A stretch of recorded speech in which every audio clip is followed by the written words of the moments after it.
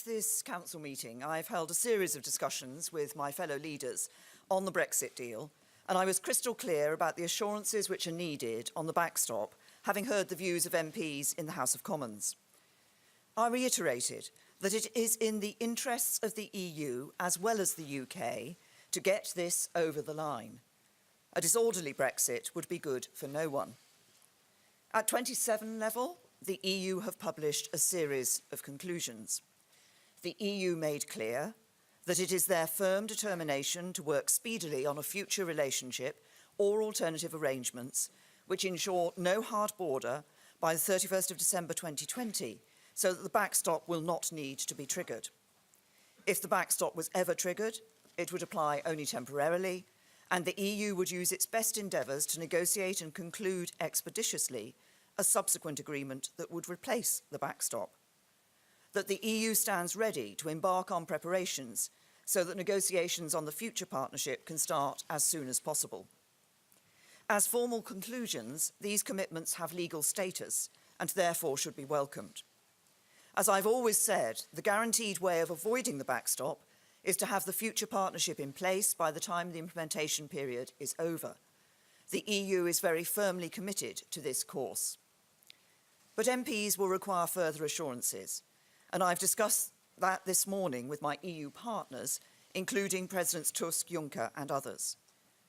I note that there has been reporting that the EU is not willing to consider any further clarification. The EU is clear, as I am, that if we are going to leave with the deal, this is it.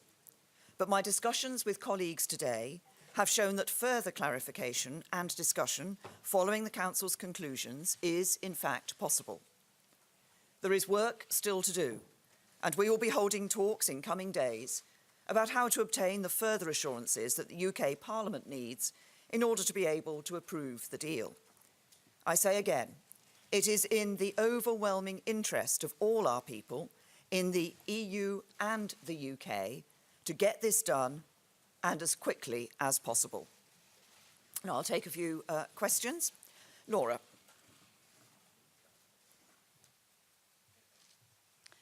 Thank you, Prime Minister.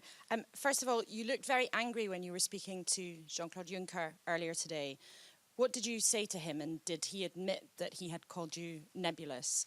And secondly, the summit conclusions suggest the EU is not willing to budge, but you appear to be suggesting that they might. Can you tell us more about what they've said to you about their willingness to move? Because if Parliament won't budge and the EU won't budge, is it time for you to budge? Well, first of all, I had a robust discussion with Jean-Claude Juncker. I think that's the sort of discussion you're able to have when you've developed a working relationship and you work well together. What came out of that was his clarity that actually he'd been talking, when he used that particular phrase, he'd been talking about a general level of debate. And indeed, I've had further conversations with him through the morning. In relation to the question of the further assurances, as I say, there is work to be done. It's clear that clarification, we can look at this issue of further clarification, and that has been something I've been discussing with a number of EU leaders and with, obviously, as I said, President Tusk and President Juncker. So in the coming days, of course, there's a timetable for us. We will be bringing a vote back to Parliament before the 21st of January. So we will be working expeditiously over the coming days to seek those further assurances that I believe MPs will need. James.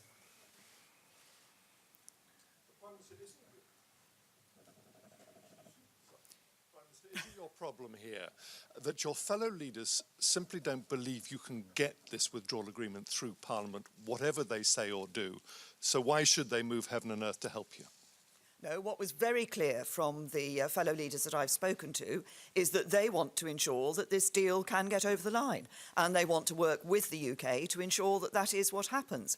There's a very clear commitment to the deal, to seeing this as the best way forward, and to working with us in order to achieve that. Now, is Ollie here from the Times? Yes. Right. Oliver Wright from the Times. You say you got further reassurances today that the EU will look at a form of document, but why was that struck from the summit conclusions last night then? No, what I've discussed with people today, first of all, let's be very clear about the summit about the 27 conclusions at 27. Those take us forward. Those are welcome.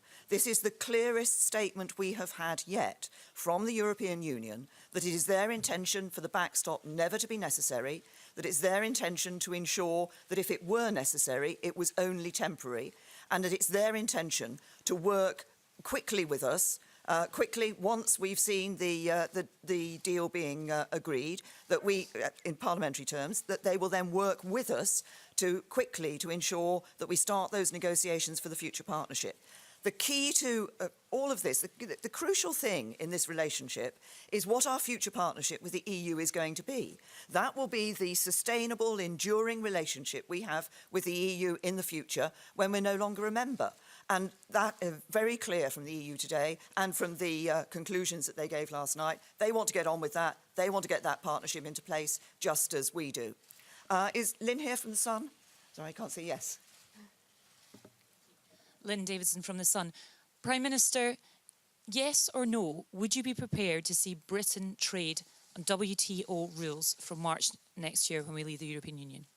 We will be, well, as you know, government is making no-deal preparations. We've stepped up those no-deal preparations. We'll be talking further about those no-deal preparations. My position's been very clear. I believe it's better to leave with a deal, with a good deal, and I believe the deal we have is a good deal. Now, I'll take a couple more. Jason. Thank you, Prime Minister. Jason Groves from the Daily Mail. You look like you've had a trying week.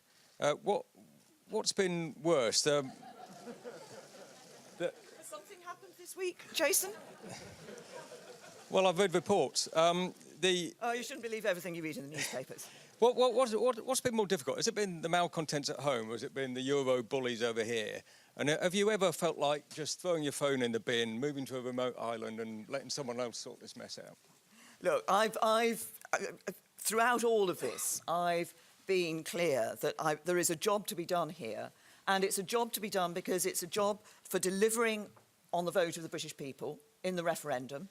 I think that is absolutely important. I think it is our duty as a government and as a parliament to do that. And I never said it was going to be easy. Negotiations like this are always tough. There are always difficult times. And as you get close to the very end, then that can get even more difficult because you're absolutely sorting out the last details of something.